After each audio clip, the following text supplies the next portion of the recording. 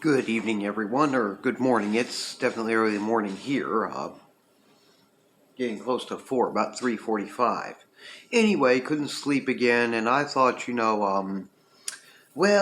this past week I'd gone ahead and done a comparison contrast video of the ports of the game Carnival for the Atari VCS 2600 and the ColecoVision, and shared that with my Facebook groups, ColecoVision World and Atari 2600, as well as with my own channel. So I said, stuck here in the same situation again, can't sleep. Went ahead and made some coffee again, and I said, well, I was looking back over some of the other reviews I've done and realized there's another I haven't gotten to. And that would be both the Atari VCS 2600 and Atari 7800 ports of Asteroids. Since, those can also be shared with not just the my channel, but also the Atari 2600 Facebook group and the Atari 7800 Pro System Gamers Facebook group, which I'm also a member of. I tend to hang around in quite a few of them, as a matter of fact.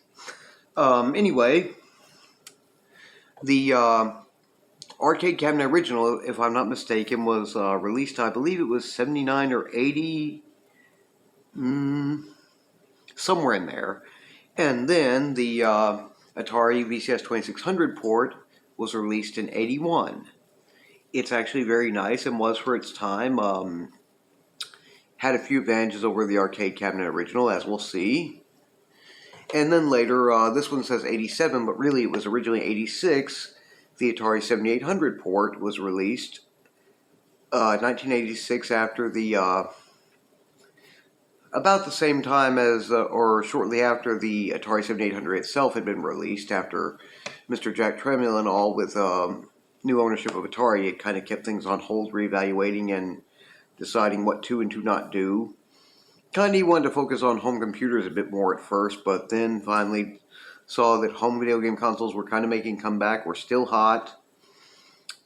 And so a lot of the Atari 7800 stuff, a few things, projects and all, that weren't quite there or just seemed like too much were outright canceled, but most that were pretty much at completion and about ready to go to production and all, or close enough to it, were done, and those that were close enough were finished up, that type of thing, as well as needing to pay the development teams that worked on the games that went into the starter library.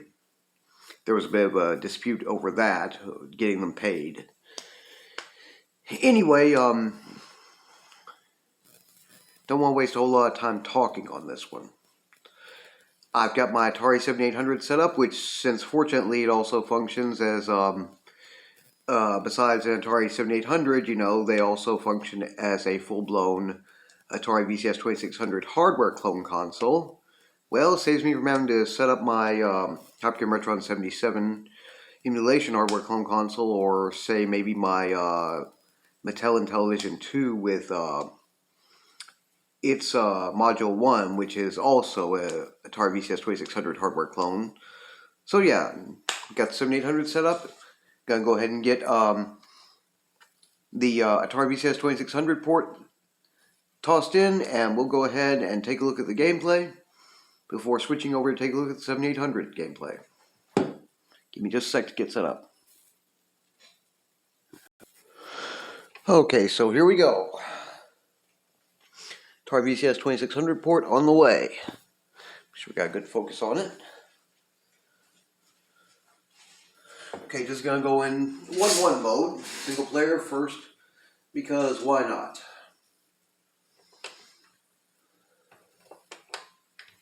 Oops, wrong dadgum button.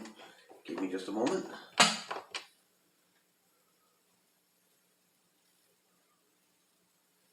There we go, reset.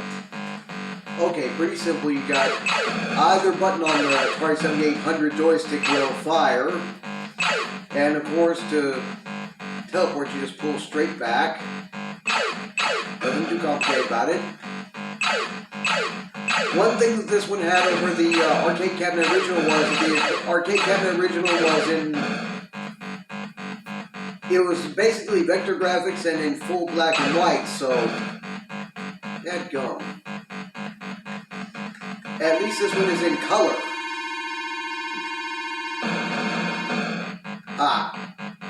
Got our little UFO down. I don't think so.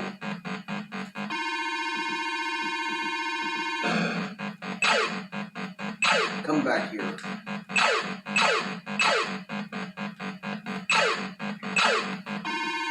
Missed him again. 2 and 1. Not bad. I must admit I am not really the greatest at this game by any measure, but you could say I can kind of get by for a bit. Uh-oh. Darn it.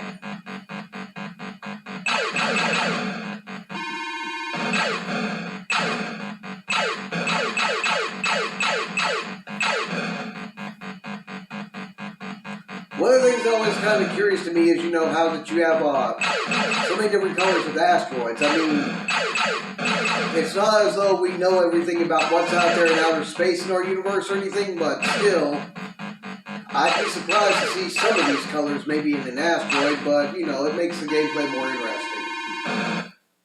Ooh. Well, that's stunking away. Anyway, there's one on the gameplay. Let me go ahead and guess that for the second one.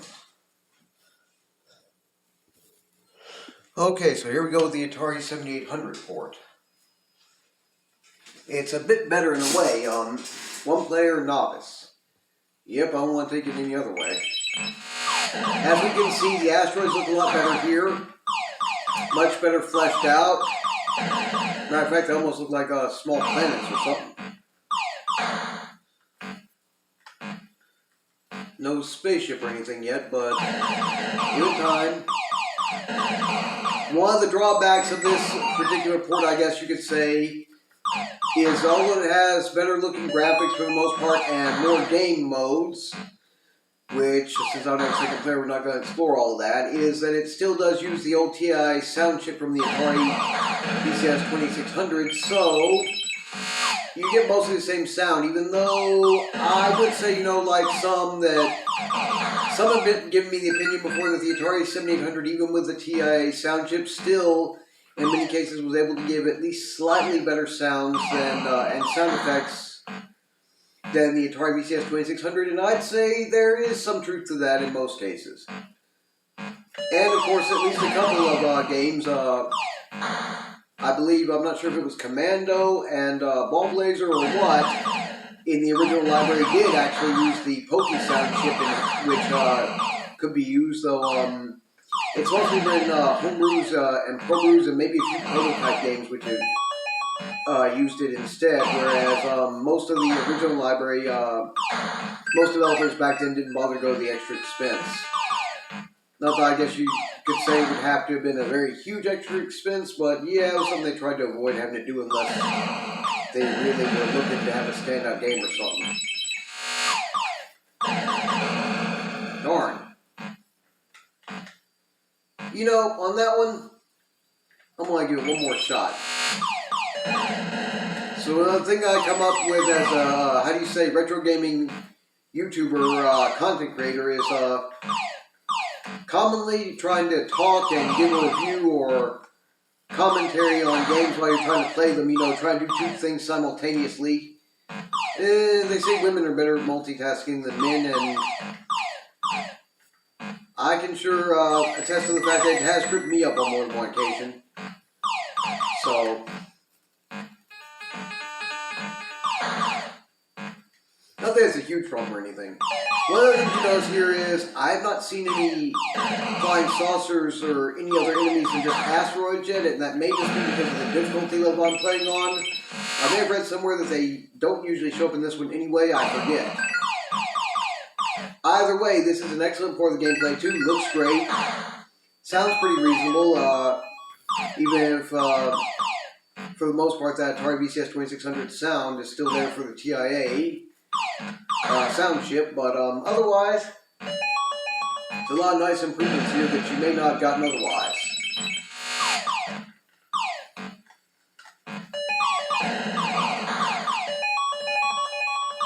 There's also, if I'm not mistaken, a Atari 800 port of this game too, which had I ever gotten around to getting my, it's one of my major collecting contention points, is that I do have the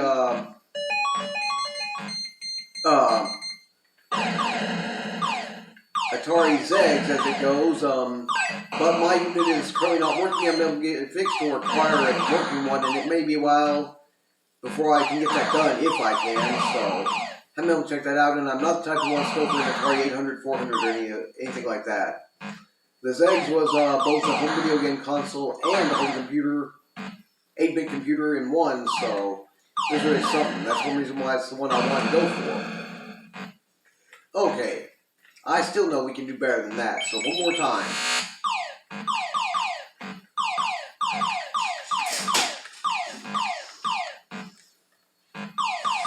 And in this case, I'm going to try shutting up a bit more so I can concentrate. Well, that worked. Of course, as you can see, the gameplay does get faster and a bit tougher as it goes. Oh, yeah, if you want to warp, it's just the second button will warp you around the screen. Of course, that could be a bad thing in some cases. Oh! And trying to use your jets like that to move forward can also be a hazard. You're usually better off moving just a bit around the screen at one time rather than a whole lot in most cases.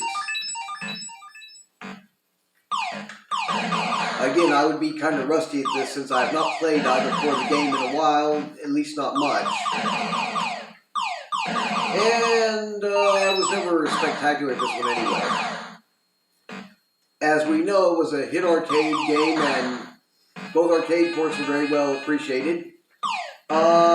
With this one having come about 5 years after the Atari VCS 2600 port, it would have been a bit less so, but I would imagine getting this for Atari 7800 even back in the day would not have been a huge disappointment. After all, it is a lot of, a lot of big improvements to the original Atari VCS 2600 ports gameplay. Well, not anything super improved in terms of, it's not that different, but it is nicer enough in many ways as to be...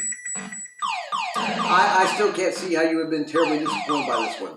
Maybe there have been some other games you would like to get instead back then, to start with, but still, this will be a lot of fun to go ahead and play through, especially if you'd had an Atari VCS 2600 before and been playing on that port and not had the option.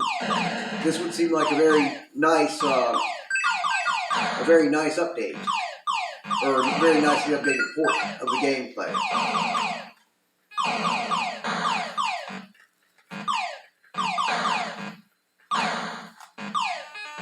Yeah, not giving me that way this time. Boom. Ha! Managed to break 3,000 this time at the very least.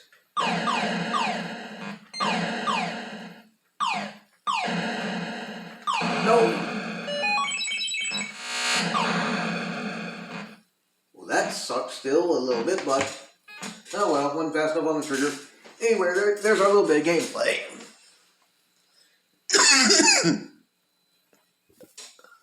Okay, so those were the Atari VCS 2600 and Atari 7800 ports of Asteroids. One thing I guess I kind of forgot to mention was I know for a fact I got this one as a pickup at my local game exchange retailer long before I started doing pickups. Just, you know, they're relatively easy and cheap to get there, so... Matter of fact, it says right here, I've still got the tag, $3.99 base price. And I think since I got it as a bundle with a little bit of discount for getting 3 or more or whatever it was a little bit cheaper than that. And I also got my Atari 7800 Asteroids port there too as well, which it would have been about $7.99, but it may have also been discounted since I got it. I think I got more than a few at the same time. I couldn't remember if this one actually came bundled together with my Atari 7800 or not. I know a number of games did, but I also picked up a number locally too, and I've gotten a few by searching through Google searches and all, so it's all good. Anyway, they're both very good games, And both excellent to play, as you could have seen. You have to forgive that I'm rusty and kind of lousy at it right now, but give you the basic idea at least. Anyway, as far as I'm concerned, I'm not the type to say which one I think is superior or what. I will say, yes, they both, as I always try to point out, they both have their big advantages and things that make them special in their own right without going completely overboard on that. While at the same time, there are definite advantages each one has over the other, like say with the Atari VCS 2600 port being in color as opposed to black and white like the arcade cabinet original, and pretty easy to control and fun, and the Atari and many game modes, while the Atari 7800 port has many other game modes of its own that the Atari VCS 2600 port didn't have, and better graphics, and kind of still suffers more or less from retaining the TIA sound chip, which was necessary for the hardware clone capabilities with the Atari VCS 2600 games. But otherwise, yeah, you guys feel free to let me know what you think about it. Sorry, I almost forgot about my backlighting there. There, that's a bit better. What did you think about it? That's what I want to hear. And I'd like to do some shout outs here to some of my favorite YouTubers, content creators. Brian with Brian's Man Cave, his channel, the guy who technically got me into doing this. Going from being just watching YouTube videos to YouTubing myself. He's great for all different types of things. He's also very good in television homebrew game developer, up and coming at that. And then there's Phil, Square Gamer, one of the most knowledgeable that you can watch. If you watch his reviews and gameplay videos, you're going to have a very good idea what to do with any game you want to know about. Let's see. Mr. Postile, Patrick B. Henry. Guy who has a lot of fun with his stuff. He's been up and coming. We were almost neck and neck in terms of subscribers and stuff at one point, but he's surpassed me by a bit now. But that's definitely one good channel to check out. Let's see.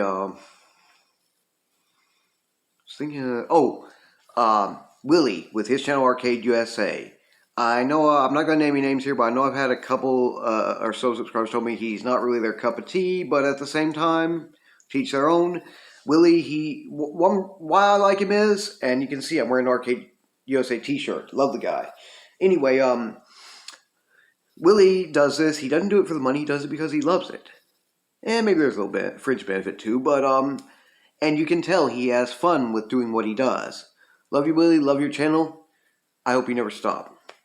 As well as somebody who's very closely associated with him, Tim, who does Tim's Tiny Arcade.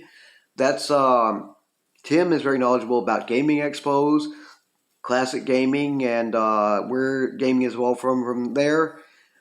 Great guy to watch. You're going to learn a lot. Then there's His Royal Highness, the High Retro Game Lord, whom I've been subscribed to for a very long time. He also has a lot of good videos on Atari 2600 and I believe Atari 8-bit or 8-bit games such as you'd find in the Zegs, the 8-bit and 400. Then there's another one who's a little bit of a small timer, but one of my favorites too.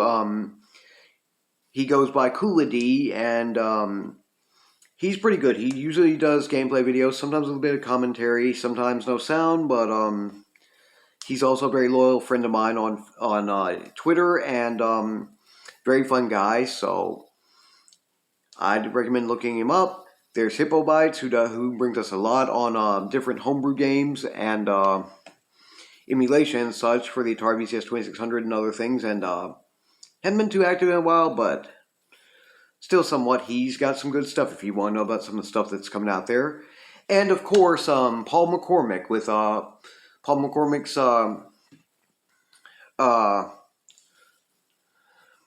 Video Games and More. Unfortunately, we've been having, mostly my fault, a little bit of haven't been in touch due to a stupid misunderstanding on my part. But he's still one of the most entertaining YouTubers out there, very knowledgeable. Paul, regardless of anything, I still love you, buddy, and I've still been watching your stuff, so hopefully we'll get back in touch after a while and get all that cleared up. Anyway, these guys are some of the best I know out there for getting your content, and there are many others who I'm subscribed to and who I lend my support to wherever possible. So check them out. And as before mentioned, I'm a member of the Atari 2600 Facebook group, the Atari 7800 Pro System Gamers Facebook group, the ColecoVision World Facebook group, and the Intellivision Invasion Facebook group. All great groups, and I want to give a shout out to everybody there, my friends and everybody who keeps an eye on things there. We have a wonderful community of both retro gamers and retro gaming YouTubers, content creators like myself. I consider myself kind of small fish in a big pond compared to some of these guys, so some of them are also on the same level, so it's all good. Anyway, just want to give those little bit of shout outs. If you like my channel's content, please like, share, and subscribe, and please don't hesitate to leave any questions, comments, suggestions down in the comment section below, as well as tell me what you think about which one of these ports of the game, if you have a favorite or prefer one over the other. Is it for you, and why? I'd love to hear it. Let's see, unfortunately I don't have any of my preferred YouTubers. I did look, but none of them, I couldn't pull up anything where they compared or contrasted these two ports, so no recommendations and links today. Though I do have another Atari VCS 2600 original library review that's set to come out on Wednesday, so keep an eye out for that. I'll see you guys then. Take care and have a wonderful Monday.